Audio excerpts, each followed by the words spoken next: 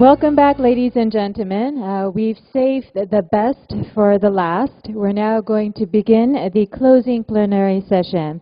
Without further ado, I would like to introduce you to your moderator, Mr. Howard Bamsey, the Director General of the Global Green Growth Institute. Please give him a warm round of applause. Thank you. Thank you very much. For the closing plenary, as our Master of Ceremony said, we have saved the best for the last. In fact, Mr. Guerra said to me earlier that that's a technique used in Mexico, and I said, well, we've done the same thing here. He's here as the last in the last element. So we're looking forward to in this discussion something which brings together many of the strands of discussion of the last 2 days.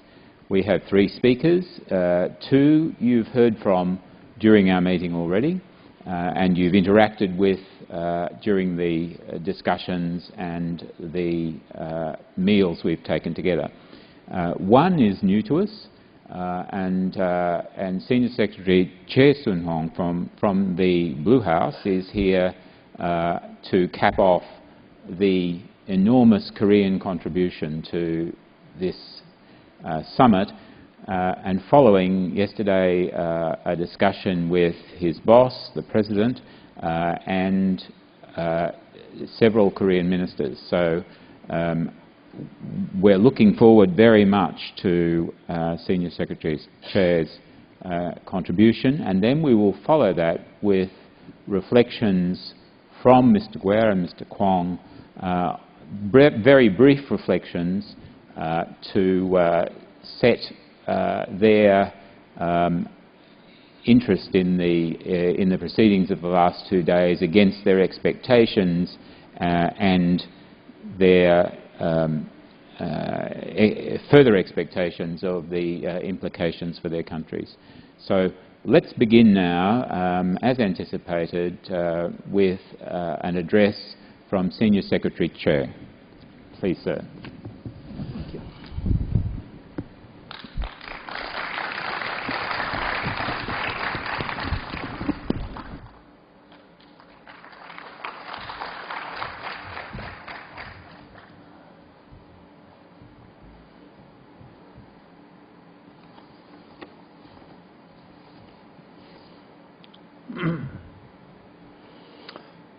안녕하십니까, 여러분. 이게 GGGS가 인터내셔널 미팅이니까는 영어로 하겠습니다. Excellencies, Director General Bamsey, distinguished participants, ladies and gentlemen. I'm very pleased to be here to attend Global Green Growth Summit 2013. I'm also glad to see many high-level government officials and world-renowned experts at this meeting. GGGS is an international platform for collaboration and cooperation to advance transition toward a more sustainable, greener world. On the basis of experience in implementing green growth, ministers from the GGGI member countries have put forward various ideas to improve bilateral, multilateral collaborations. In addition, factors critical to accelerating the transition to green economy were in the spotlight during this year's meeting. Increasing number of countries are choosing green growth as their development strategy. And in this context, I believe that GGGS has played an important role in convincing countries to adopt such a strategy. I hope that GGGS will continue to make this effort in the coming years. Ladies and gentlemen, over the past half centuries, Korea has made a tremendous progress toward industrialization and democracy. Today, we are the world's top 15 economy in terms of total GDP.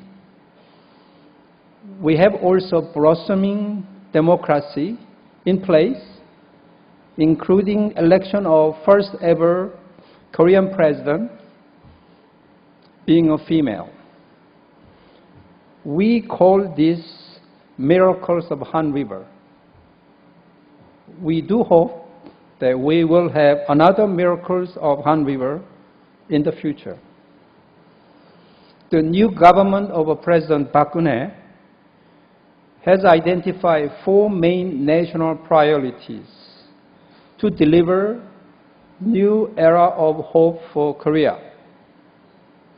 Economic revival, well-being of the people, cultural renaissance, and laying the groundwork for peaceful reunification between North and South Korea.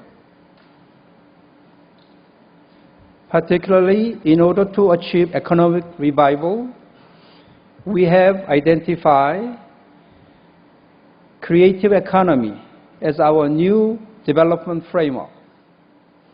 By converging our people's imagination and creativity with the science and technology, we believe that we can create enormous pool of intellectual capitals which can be sourced for high value added jobs and the new industry in the coming decades. Last week, our government announced the action plan for creative economy to chart out our path toward the economic revival. More specifically, we want to create a global ecosystem that allows imagination and creativity to be rewarded and innovative products and services to flourish in the market here in Korea and internationally. For example, we want recent college graduates to succeed in launching a one-person company using ideas they have envisioned during the college. We want small business to grow into medium-sized companies, taking advantage of Korea's fast and robust internet infrastructure, deliver high-quality products to their customers. We want medium-sized companies to become international companies as they are successful in delivering their products to new markets around the world. We want our large company to join the world-class leaders by attaining number 1, number 2, number 3 positions in their product space. Underlying thought is to make overall size of our pie bigger from the global perspectives. Toward this goal, our government will make a number of concrete and positive steps. I'd like to share with you some of them, if not all. First, we want to remove all kinds of excessive government regulations that have hindered innovation and entrepreneurialism in the past. In fact, President Park recently met with a group of creative thinkers and successful entrepreneurs while she made a visit to the United States.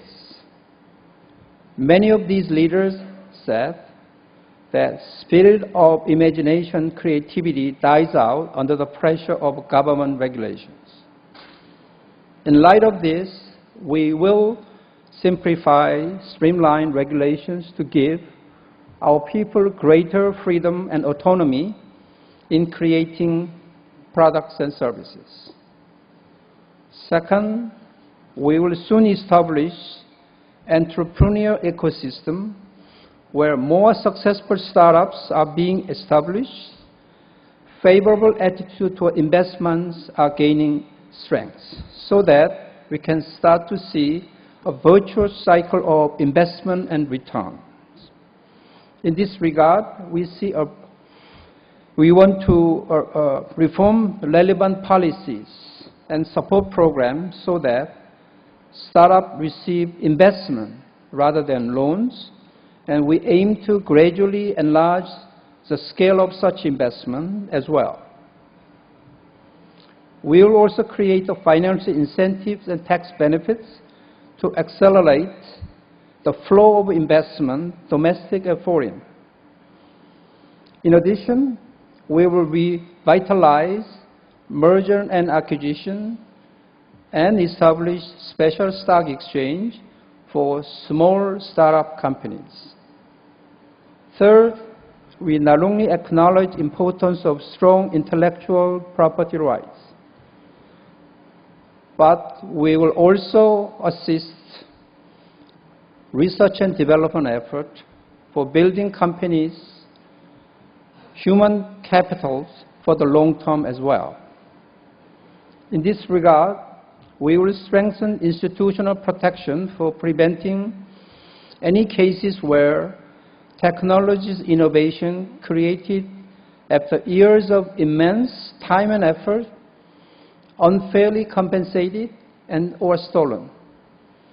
Where domestic patents have been acquired already, the government will actively support acquisition of international patents as well as a next step.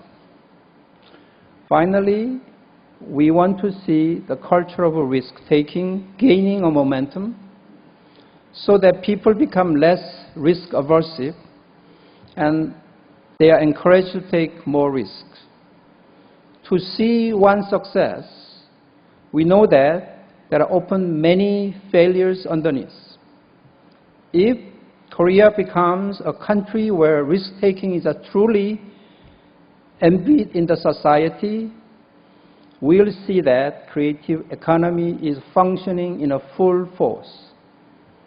Ladies and gentlemen, I do hope that the various ideas and initiatives that has been put forward over the course of past 2 days here will be translated into concrete actions. And these will provide a stepping stone at a national and international level to achieve global sustainable development. Likewise, I also hope that green growth to base its footing on the fundamentals of creative economy, where imagination, creativity, science and technology, innovative products and service, finally, high value-added jobs matters. We do believe that as far as human dignity is concerned, the first step is that people need to have a decent job to start with. Furthermore, if we can help people use their imagination and creativity to the fullest extent to pursue their lifetime goals while maintaining our environment favorable to people and living things, we are making our world definitely better.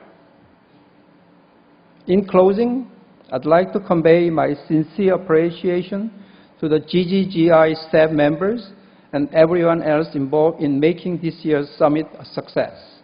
Thank you very much. 감사합니다.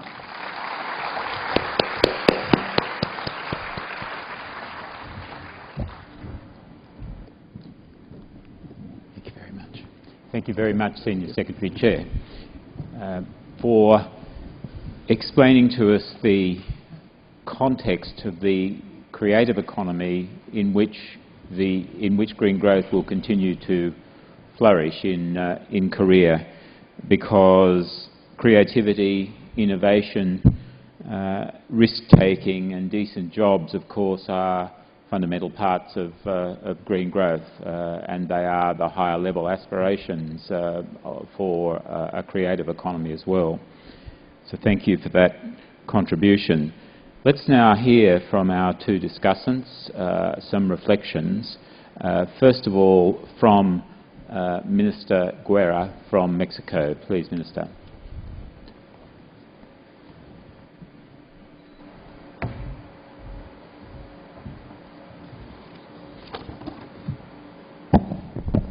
Thank you, Howard. You asked me to speak for 5 minutes. I will do it for 2. Believe me. I thank you very much for this invitation, and I think we have to congratulate both the Global Green Growth Institute as well as the Korean government.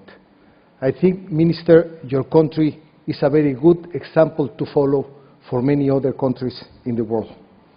I think it's very important to come to this kind of summits, this kind of meetings, because it's not only what we learn, it's also who you meet.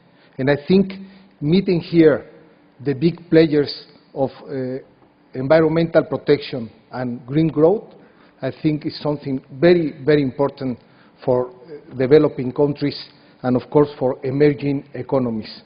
For Mexico, it is very important to keep coming to these kind of meetings and to support all the efforts that GGGI is doing to promote green growth. I have just 3 comments to make. One of them is I believe that ideas are very good, and the ideas that the Institute is giving to all countries are very important. But I believe that emerging economies and developing countries need something more than ideas, which are very important. But we also need investment and we need technology. And I think this is a role that more developed countries have to play with the smaller economies. We need not only ideas, we need also investment and we need technology. The second comment that I want to make is that congresses in our different countries have to play a role. I know that political will is very important, but also is not sufficient. Is necessary, but not sufficient. And that is why if Congress, like is the case of Mexico, made a law to promote not only the control of climate change, but also to promote different green growth policies, I think that would help other countries to fulfill the goals we are talking about in this summit. Congresses must play a role. Congresses must tell the executive part of the government what they should do and what are the goals that they have to reach to promote green growth and to promote the protection of the environment. The third comment I want to make is that I saw in this meeting mainly developing countries. And I think the more developed countries have to come to this meeting. I'm talking about the big players. And let me repeat what I said just yesterday. In the case of my country, we produce 1.4% of greenhouse gases, only 1.4%. Nevertheless, my country is doing a big effort to reduce our emissions. Why? Because we want to tell the big players what they should also be doing to reduce their emissions. And let me be very frank with all of you. If countries like Mexico, if we would do anything, to be honest, nothing would happen. It wouldn't have any effect on the climate change. But still, as I said before, we want to do it because we want to have the face to take the big emitters what they should be doing. Finally, I want to say that Mexico wants to support GGGI, not only within our borders, but also for all Latin American countries, for the Central American, and of course the Caribbean. I think this is a role that all countries of the world have to play together. And finally, I wish you all a safe trip back home. Thank you. Thank you. 2 minutes. Thank you. Thank you, Minister. So we've heard now, just in this session, from 2 G20 economies, and we're going to move to the other end of the economic scale now, to a much smaller economy, where the existential salience of green growth is apparent every day to Kiribati. Minister Kwong, please, for your comments. Thanks.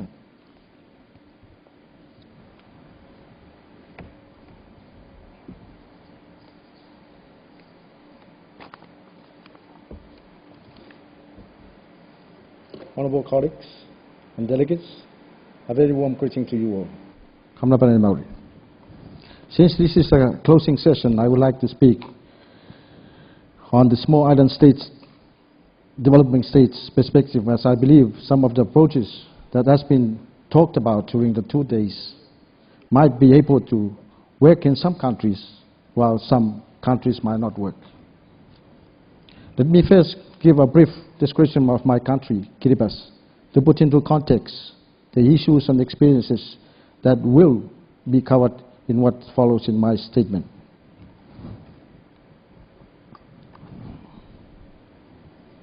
Kiribati is classified as a small island developing state with very limited natural resources, as Howard has just mentioned. As you can see, Kiribati is a nation of water, comprising 33 low-lying atolls spread over an ocean area of 3.5 million square kilometers. The total land area is 801 square kilometers, which is only 0.02% of the total ocean area. The distance, as you can see, from Kiribati to Japan is very far. And a freight of a 20-foot container from Japan to Kiribati is 3 to 4 times more expensive than the similar container shipped from Japan to Kiribati, to London. Why is this so expensive? Well, the answer, of course, is because we don't have resources. We are lack of resources. So we export limited or nothing at all. So what happened, we are paying double the freight, so making the price of imported items expensive to our people.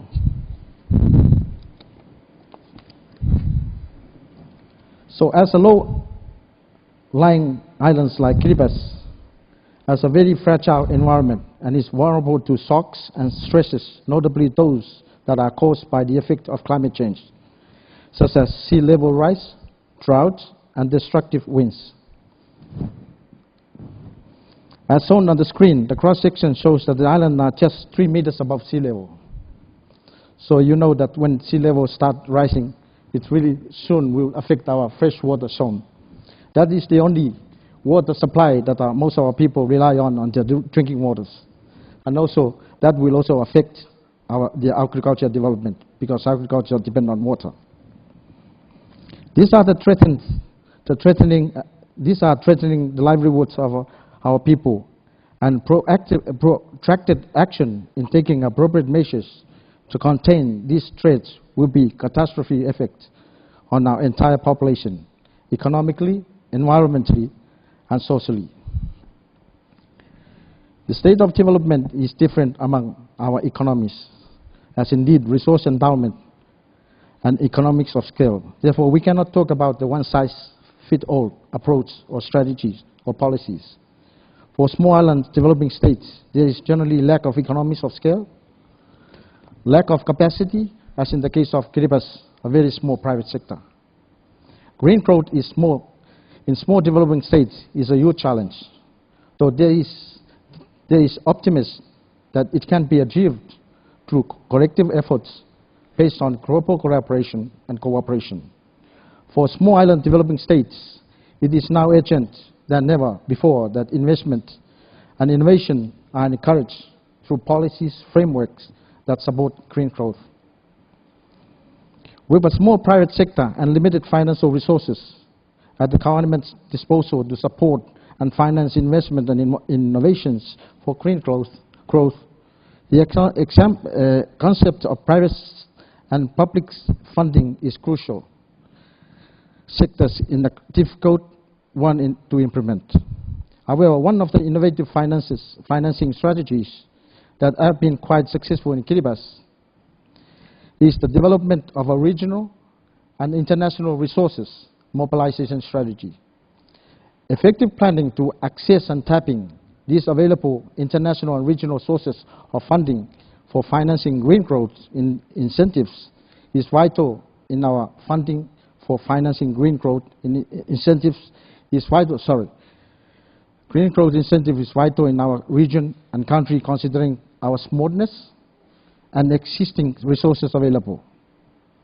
One concrete evidence of innovative financing for climate change and private biodiversity is reflected with the establishment of the Phoenix Island protected area in 2006 by the government of Kiribati, with its partners Conservation International and New England Aquarium.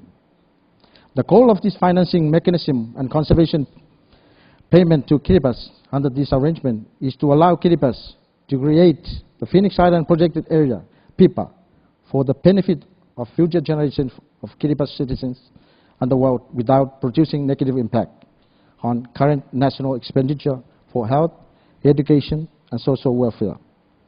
The long-term goal is to use PIPA as a platform for appropriate ecotourism and research that will produce additional revenues and employment opportunities in Kiribati. At the same time, prevent the depletion of fish stocks in the area of overfishing. What is important is that the small island states should focus their policies and investment in sectors targeting resources that they consider crucial in the economy, such as in the case of Kiribati, fisheries, renewable energy, and agriculture, which will lead to sustainable economic growth and provide employment to its citizens. With our limited capacity to achieve the objective of the GGGI, I would suggest that GGGI plays a crucial role in developing the capacity of small island developing states in the formulation of relevant policies that will support green growth, as well as the identification of development of financing mechanism for the implementation of the green growth on the ground. It will have to undertake research on traditional practices that are conducive to the concept of green growth. Thank you very much for your time.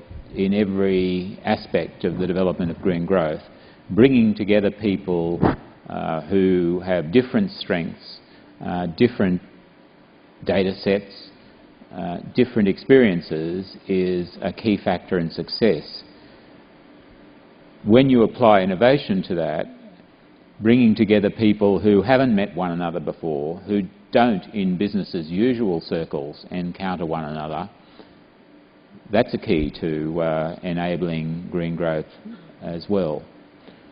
And I simply want to finish on the note on which the President of the GGGI Assembly, Bharat Jagdal, began, and that is that none of this can happen, that none of the change towards a new form of development can occur unless the policy settings are both correct, so they're set right, and the political will to implement those policies is there.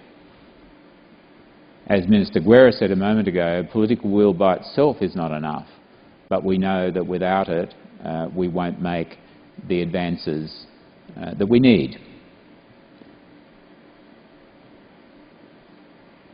I think it's been a really absorbing summit, not one that, for me at least, it's easy to assimilate at a quick glance.